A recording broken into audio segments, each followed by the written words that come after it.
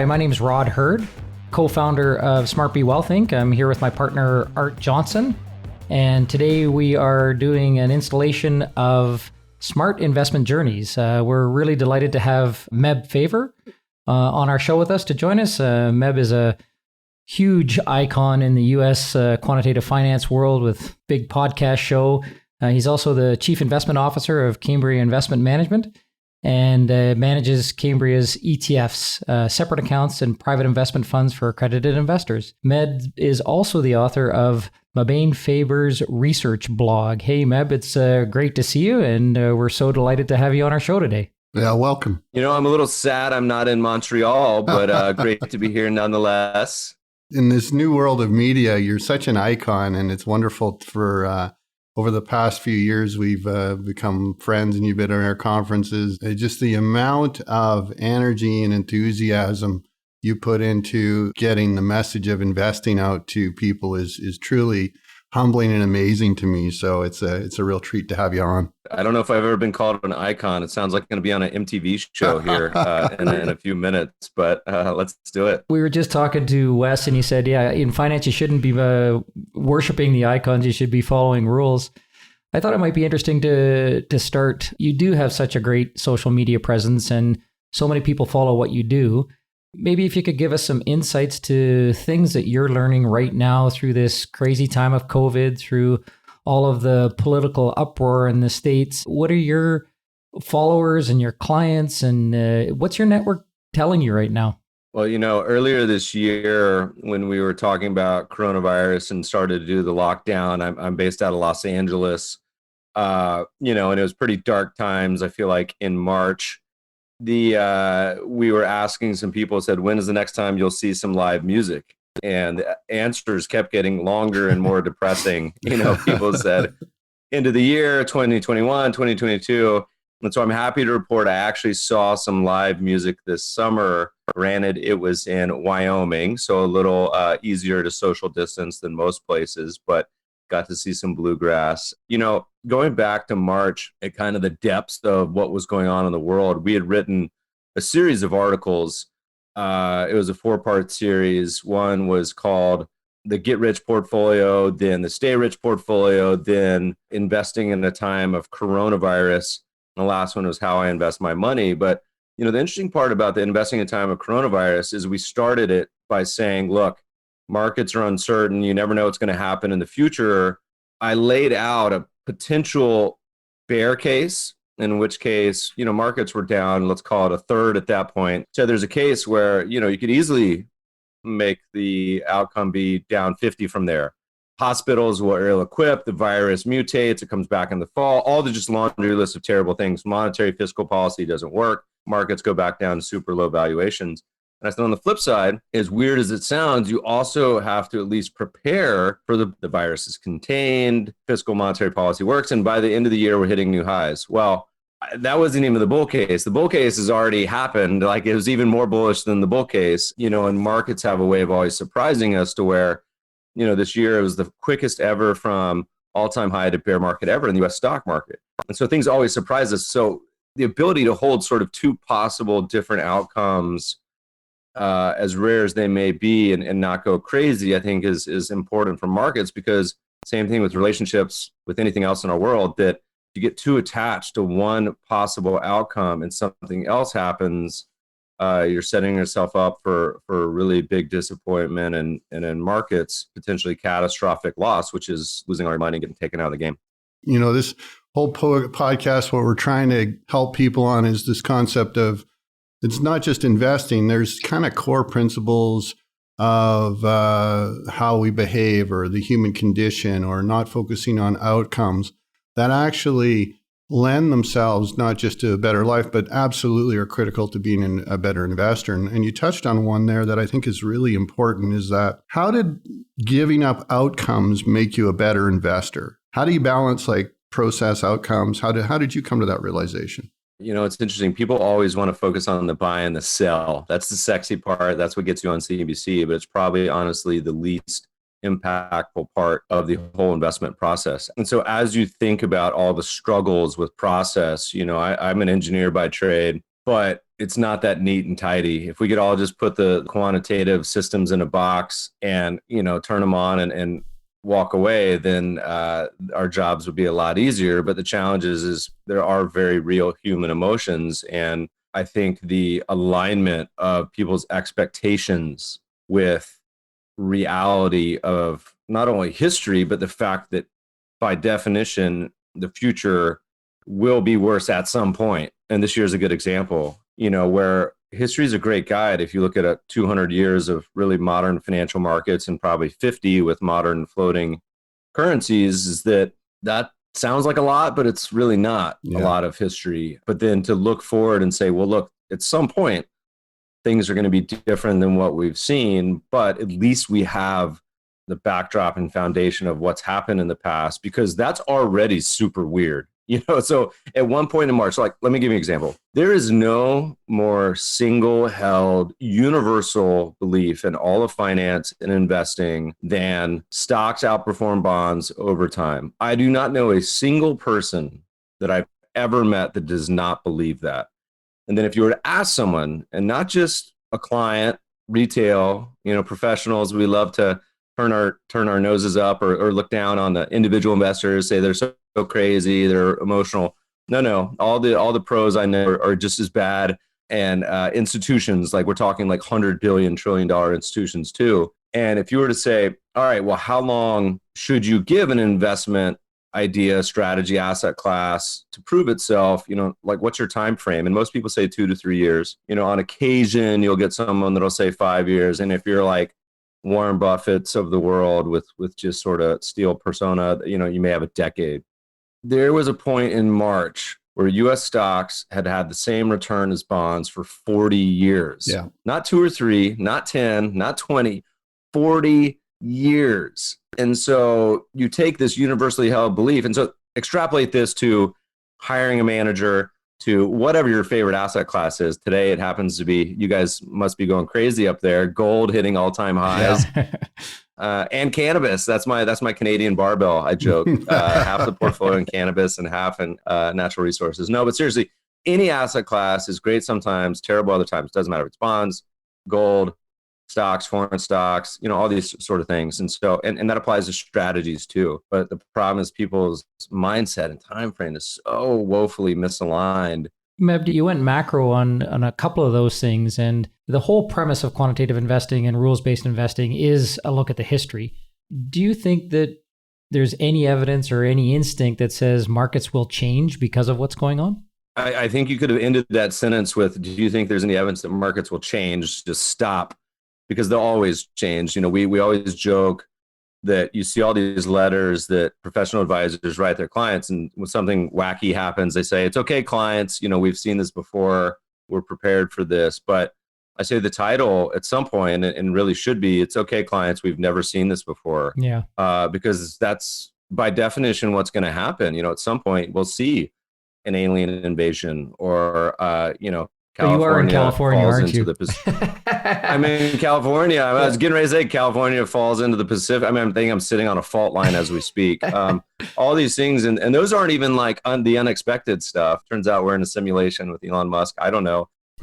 or were they talking about the other day, mining for gold and asteroids? But there's things that are going to happen that people don't expect. Having that mindset at least lets you prepare. And so a good example, if you prepare for 10% returns, but only get 2, is a lot bigger problem than if you prepare for 2% returns and get 10. And most people set themselves up for the opposite problem. Well, that's not good advice. That's like eat healthy and go exercise, and nobody wants to listen to that. For advisors, to be humble to say you don't know is very difficult. It's almost like humiliation. Where did you find, I guess, where you got character enough that you could actually get to a place where you could actually say to another person that, hey, I just don't know, and be okay with that? How does that process work? Is that an innate trait in Meb? Because I think that's one of the more disarmingly things that gravitates me to your reading and the various things that you do. Certainly as a young person, we always tell people the best thing that can happen to young people is to go through the very real pain of losing money as a young trader, you talk to so many professionals that at some point had a experience where they either went broke or they took on too much risk or they just did a long litany of really dumb things. And I was certainly no exception to that. I think I used to live in San Francisco and at one point was eating mustard sandwiches for about a year because learning my lessons and licking my wounds in the options market. But markets, have a very consistent ability to humble people, particularly when they think they're really hot stuff. Yeah. We say that often the biggest compliment you can give anyone in markets, and this applies to life too, particularly with entrepreneurs. How many small business owners are listening to this that, man, what a horrible year it's been. We got a lot of friends in LA that are restaurateurs and everything else. It's devastating. Biggest compliment you can give anyone is just survival. Mm-hmm. Yeah. And if you look at, there's like almost 2,000 businesses go out of business every week in the US during normal times. And that's just normal. That's free markets, creative destruction.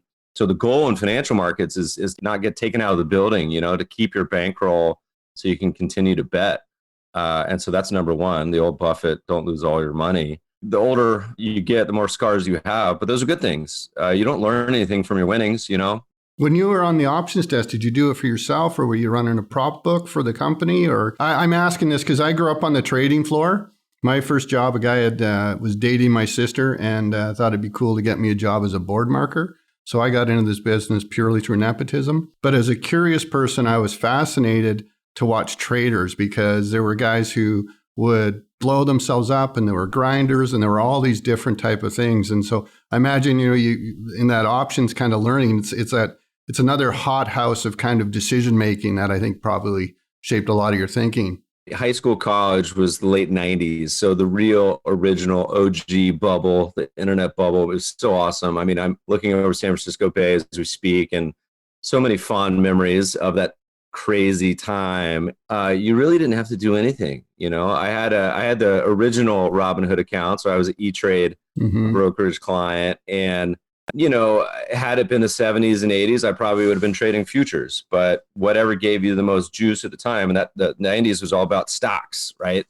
Whereas the 70s, 80s was about commodities and futures, trading corn and oil and everything else was really where you got all the juice. So we often close my podcast with what's been your most memorable investment or trade. And a lot of people, it's almost always something really negative that's been seared in your memory. And in my case, it was an options trade where it was a strangle or straddle. I can't remember, but it was on a biotech drug clinical trial. And the way that it worked out, I had planned it out to where the option probably would have made money no matter what the outcome was. I thought it would be negative, but it had worked out because everyone had to hedge their position.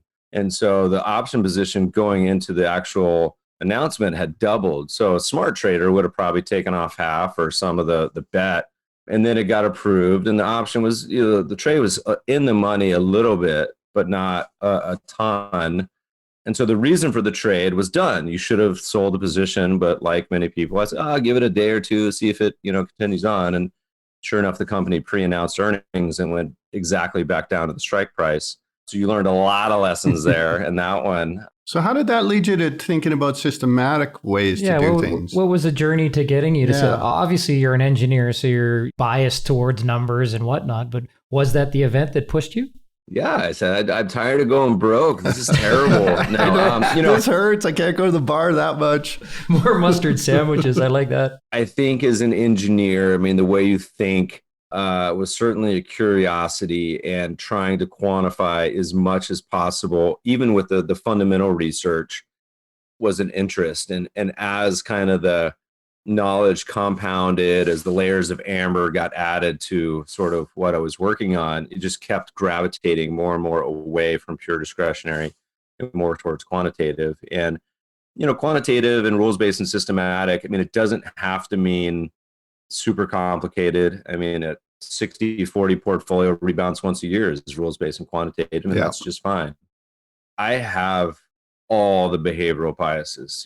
I'm overconfident. I'll take on too much risk. Just go down the list. You're a skier. Any of the famous behavioral books and look at all the biases. I was like, oh yeah, that's me. That's Totally. me. That's me. So putting up the guardrails like everyone does in every other aspect of their life other than investing, it makes sense. Why not be totally systematic? And I've evolved over the years to have somewhat different opinions than I would have when I was younger about this. But, I think the whole public markets, figure out your strategies, put them on autopilot, and then just leave them alone, almost like a savings account. Do the work ahead of time, decide what you want, and then just go away for a decade or two. I think is probably the best advice. Why I bring it up is in Canada, we're not where you guys are in the States. You guys kind of had the RIA revolution, and that brought the fiduciary concept in. And from my understanding, and because the IRAs were fiduciaries, they gravitated to more systematic academic focuses because they wouldn't get sued in a litigious world. In Canada, we're finally on that journey where more actually advisors are now becoming fiduciary portfolio managers.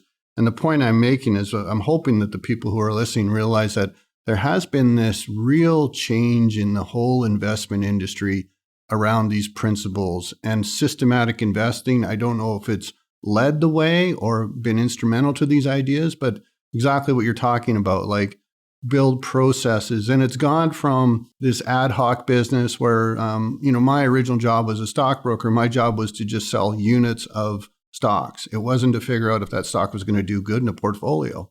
When I became a portfolio manager, I had to create outcomes. And just wondering if you can talk a bit about what's gone on in the US, and you've been an asset management firm kind of bringing systematic approaches to advisors. How has that changed? Is that exploding? And you've been in the ETF market. What's going on in the States that you find kind of interesting?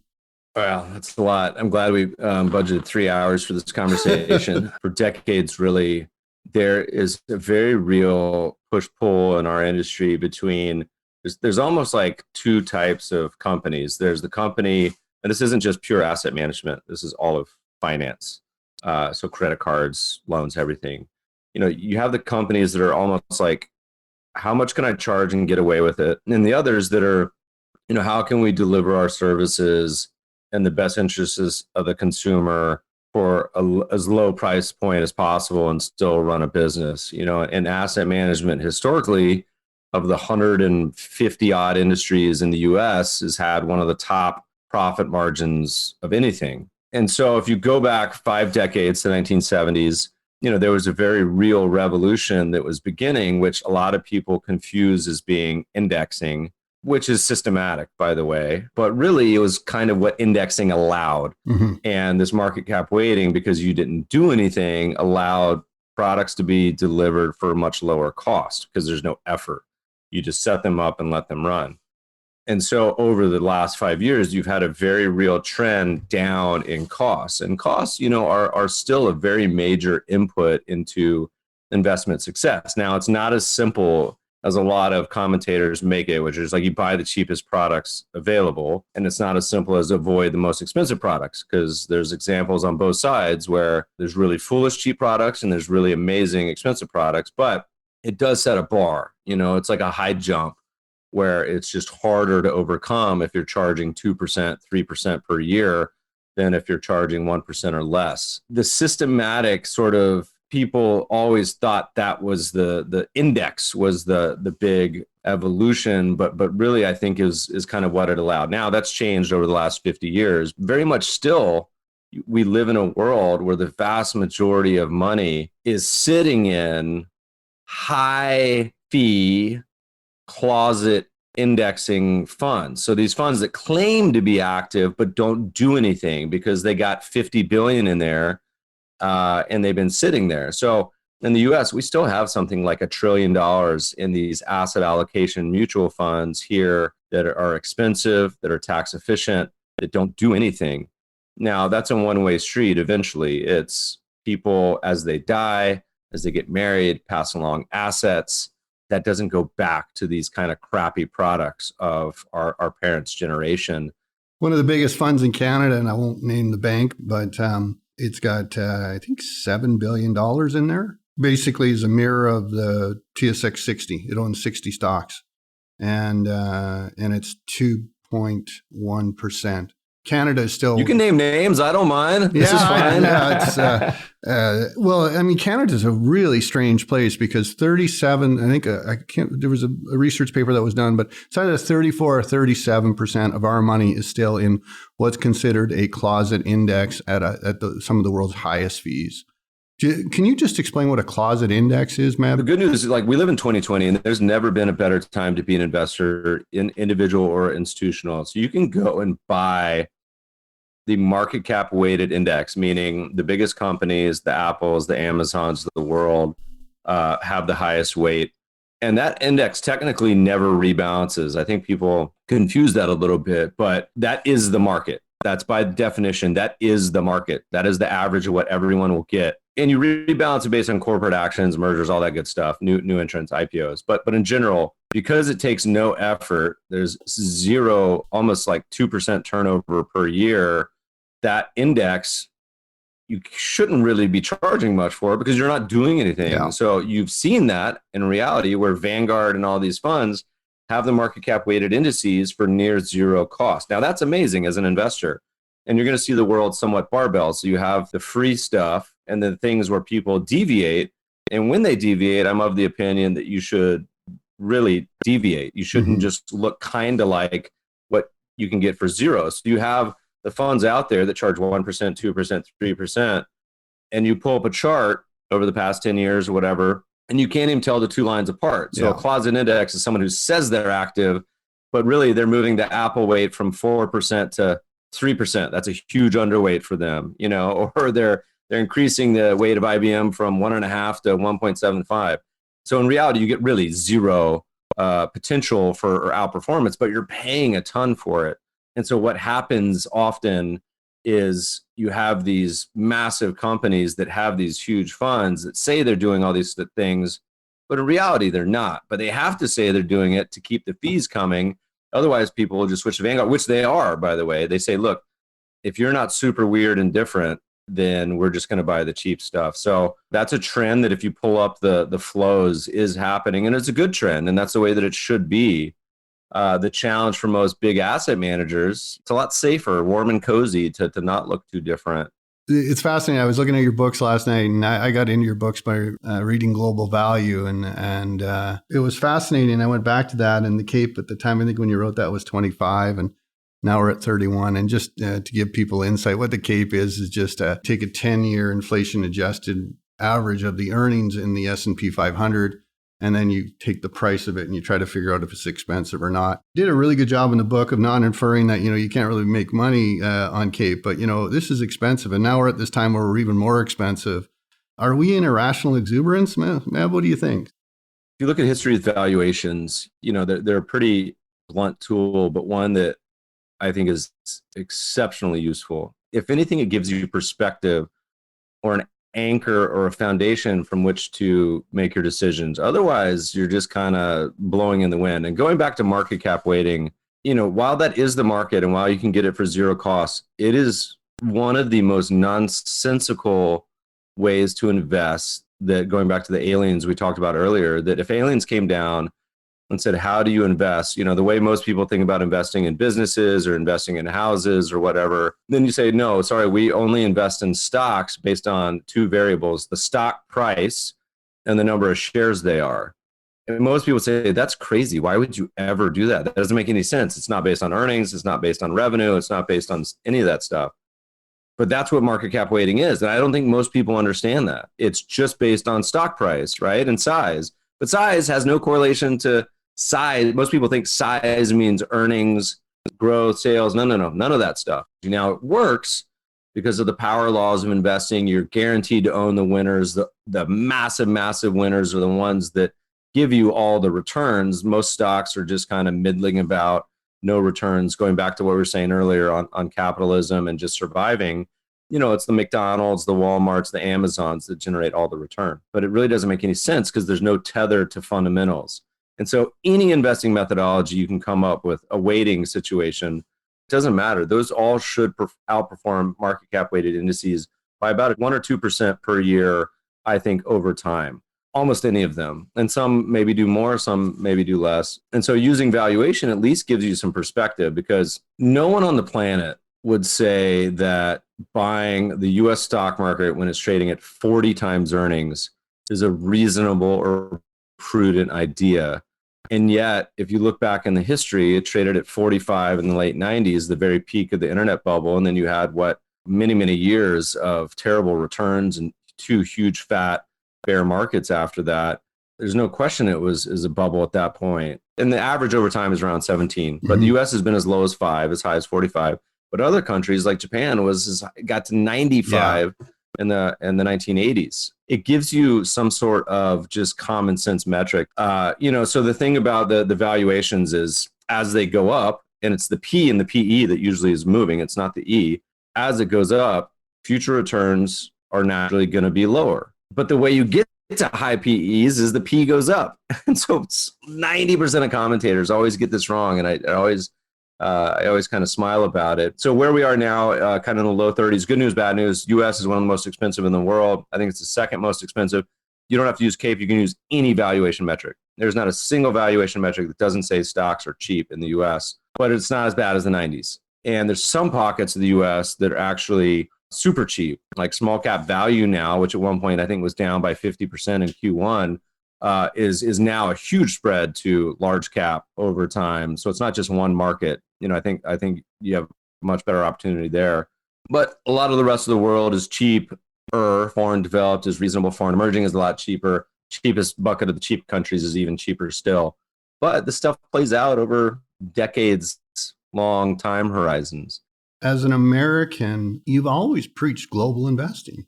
Americans do have exceptionalism and various things like that, and we all have a hard bias to our own countries. And do you still believe in global investing? Has anything in this change in the S&P dominating so much changed any of your principles? This is a loaded question, but what does someone do with high capes, and do they just keep slugging away here? What are your thoughts on what people should do?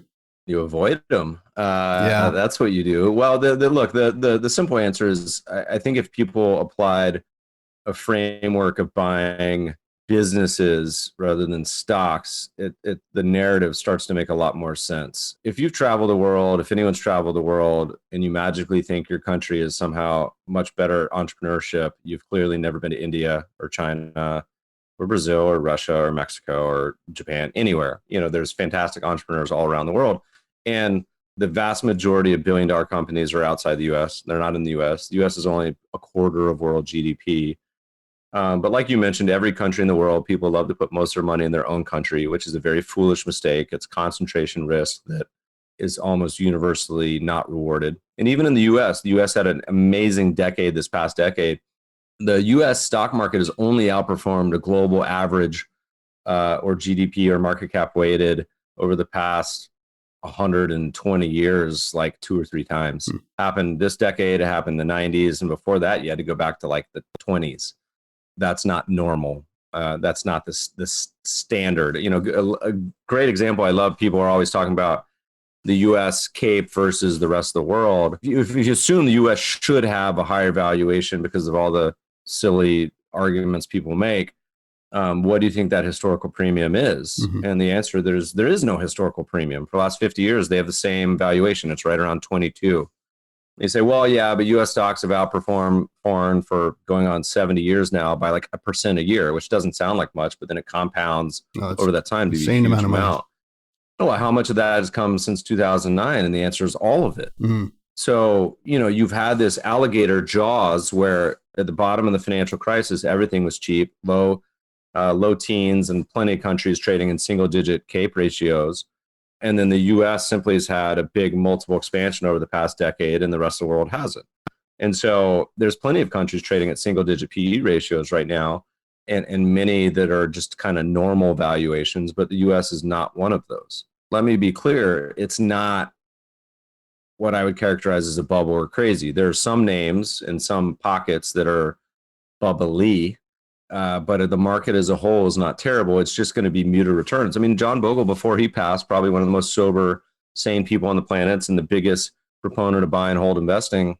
He said U.S. stocks probably do 4% for the next decade. It's hard, I think, for people to square right now with everything that's gone on in the world I think you would expect, that particularly for the US, stock valuations to be average or below average. So anyway, makes sense to diversify around the world. As the global market, if you just bought the entire world, the US is only half. And then if you GDP or valuate, it's even quite a bit less. So I think the starting point is the global market portfolio. And then from that, you can tilt towards value or all the litany of factors that make a lot of sense, value being probably my favorite. That seems altogether more reasonable. Yeah, it's interesting. We had just did an analysis on one of our models, and Canada over the period did 15%, the US did 12%, and international did 11%. And I can tell you, going into before I looked, I was 100%. It's got to be the US, and it's so. That's why investing is so hard and humbling. And then my other brain kicks in, and I go, well, that makes a heck of a lot of sense, because guess what? Canadian stocks are pretty darn cheap. And I guess the point, I'm really glad you raised it, that for most people, and I think almost pretty much everyone, a significant amount of their money, which is trying to preserve and grow their wealth, should be in a global portfolio. There are many different ways to do that, but just take the kind of craziness of trying to, chase countries or asset classes and that, and build a really good global portfolio. It's a great kind of battleship approach versus a speedboat for financial markets. Yeah, one of the questions that brings to my mind, Meb, is we're really interested in the human behavior side of things, and in particular, quantitative strategies are often hard to hold. Our buddy Wes is always on about no pain, no gain. I'm interested in your perspective from 2 points. You've got a very large social media presence, so of all the people in our universe, you touch a lot of people. And then in your practice, you've been running quant for a long time, and you've been doing it well. How do you get people to stick to these strategies? Are there things that you're doing that are helpful that other advisors or other individuals can lever off of to help themselves get into these winning strategies? Can't wait for you guys to turn this into a transcript and we start getting crawled by the web about me touching a lot of people. So thanks for that. The most just the right the people. Most important thing with investing that I've come to appreciate over the years is the importance of narrative and people. Warren Buffett is so wonderful about this, to where he has his 50 stories that reporter asks a question, like he's got his joke, his story that frames it in a way that sounds like a fuzzy old grandpa, but in reality he's like one of the biggest sharks that'll probably rip your face off out there in terms of deal making and everything else. But framing the narrative, I think, is the most important thing. So let me give you an example. We talked about time frames and horizons, and we have 11 funds, more to come. We have people all the time emailing us. So in any given day, week, month, quarter, year, decade, some of those are going to be doing poorly to terribly, and others will be doing great to wonderfully. This year's no difference. And we'll have people come up to us, what used to be cocktail parties, but now is emails or phone calls or tweets in particular. Zoom gatherings. Yeah, and say, Meb, I bought your fund, whatever, a month ago, a quarter ago, a year ago. It's down, or it's doing crappy, or it's whatever it is. I'm going to wait till it gets back to, I'll give it a little longer. Do you have any thoughts? And I said, oh, it can get way worse than that. You think that's bad? This can go down like 80. This could go down 50%. And I can envision a scenario where this would go down 80 and still be a viable choice. And they kind of laugh, like thinking I'm joking. I'm like, no, I'm serious. When people ask me, hey, Meb, I'm going to allocate to a fund, a strategy, an asset class, anything, not even ours, hey, I'm going to buy gold. I'm going to buy stocks. I'm going to buy cheap Cape countries, whatever. How long should I give this before I think I can come with a reasonable determination that it works? And I used to say a decade, and they would nervously laugh. And now I say 20 years. I'm 100% serious in that. Go back to the example I gave on stocks versus bonds. Not a single person that thinks the bonds outperform stocks over time. But in reality, they just went through a 40-year period where they didn't outperform. With no volatility. And so, Yeah. So yes, we spend a lot of time trying to educate. I think it's still always a challenge, and this goes back to, at least in the U.S., we don't teach personal finance. Certainly not investing in school. It's like 12% of high schools teach it, and so even just the basics of money, getting a mortgage, credit card debt, buying a car, Time value of money. is everything. People are just interest rates, Yeah. compounding. It's a shame, and it's really unfortunate. But investing is like a whole, it's level 201, 301. And so if you don't have the self initiative or the family or anyone to teach you that, it's hard to have that foundation. And look, I mean, how many of us at 18 and 16 were really well prepared to deal with the prospect of taking on $200,000 of student debt, and were we saving and investing? I gave a talk in Ireland last year where I basically gave this example. I was like, look, you guys are getting ready to go on spring break. You're probably going to go to Ibiza. You budgeted, I don't know, €1,000 for it. I said, the alternative, you could go camping, save that €1,000 and put it in a stock account, and in 25 years it'll be worth 10,000, and 50 years, by the time you retire, it'll be worth 100,000 €100,000. You don't do anything. All you have to do is just put it away and forget about it in a lockbox.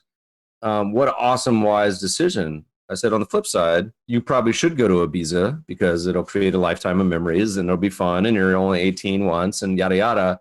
But that's the constant trade-off, and it's not just with 1,000. It's everything you buy and invest in. The whole goal is, in my opinion, to come up with a systematic approach with as many nudges, behavioral safeguards, the auto enrollments, putting in something where you put it in an account you don't touch. People frame, I think, retirement accounts, target date funds, all those sort of things in a different way they do their brokerage account or investing account. So framing investing like savings, to me, I think is one that makes a lot of sense to people. It's hard to get over that hurdle, but once you do, I think it changes the mindset. Nice. So we got about 5 minutes left here. Meb, is there anything that you wanted to talk about? Yeah, but not in 5 minutes.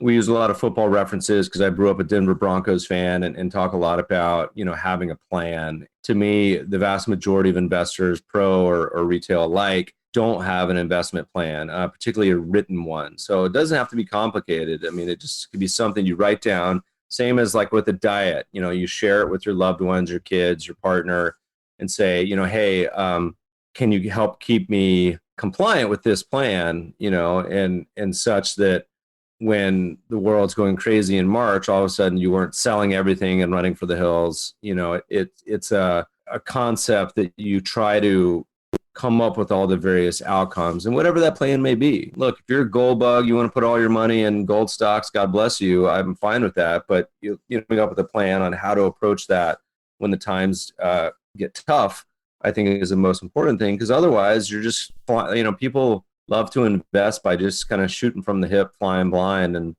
that gets almost everyone into a lot of trouble. People really confuse speculating and investing. They think actually, because it's like, hey, Ibiza is like speculating, like it's a lot more fun, right? And investing is actually kind of what Buffett says, pretty boring. It's not the same as it's not speculating. And I think that's one of the disservices, is that the industry has kind of promoted speculating, and it's fun, right? And that's a real tough one. So.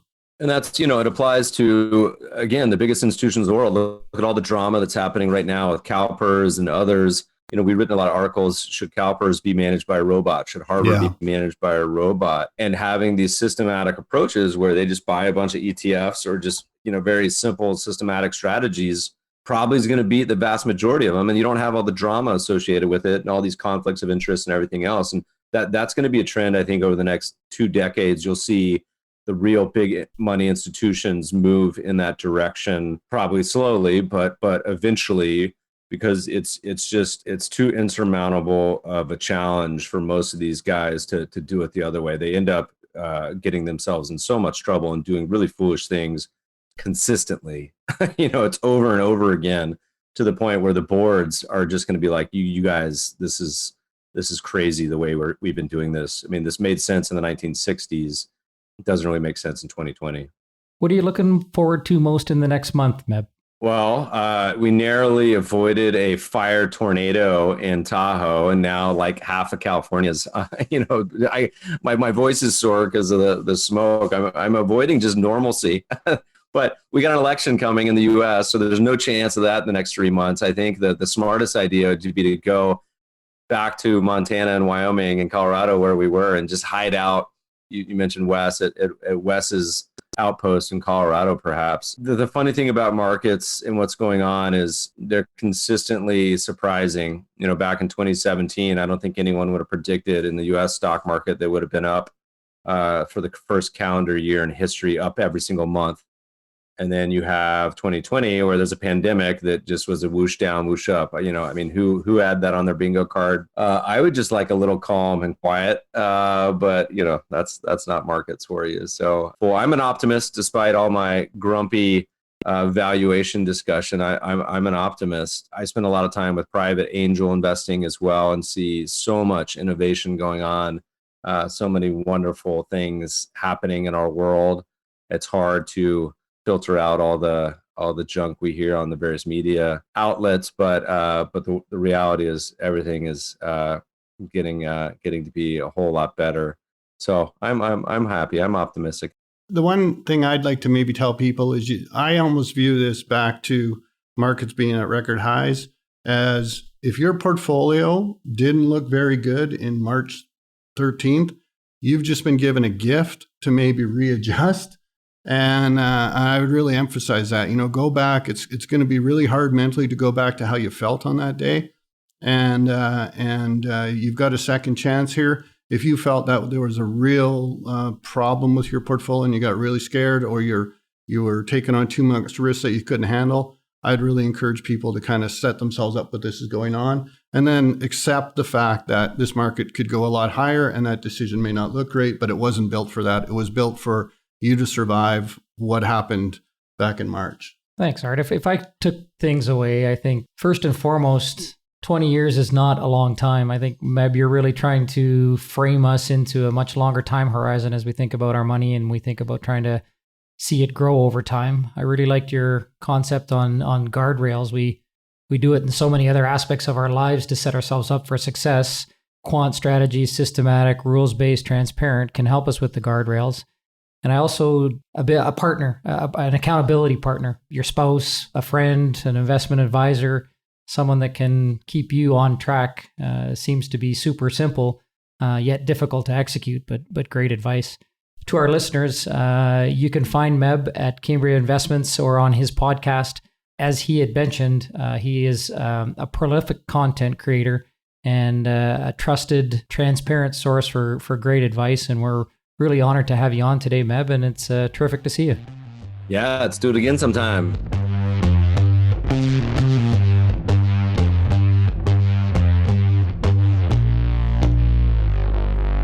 The information contained in this podcast is 1, for Canadian residents only, 2, for informational purposes only, and 3, not intended to be, nor shall it be interpreted as, a recommendation or the provision of advice, including without limitation financial, investing, sales, marketing, legal, accounting, or tax advice, and shall not be relied upon by you in that regard. SmartBe Wealth Inc. cannot guarantee the accuracy of any information contained in this podcast that is derived from third-party sources, although we believe those sources to be reliable. SmartBe Wealth Inc. and its affiliates may receive compensation derived from investments in or sales of its products or both. SmartBe Wealth Inc.'s products described in this podcast may not be applicable or available with respect to all investors and may change without notice. Past performance does not guarantee future comparable results. Exchange-traded funds, ETFs, are not guaranteed. Their values change frequently and past performance may not be repeated.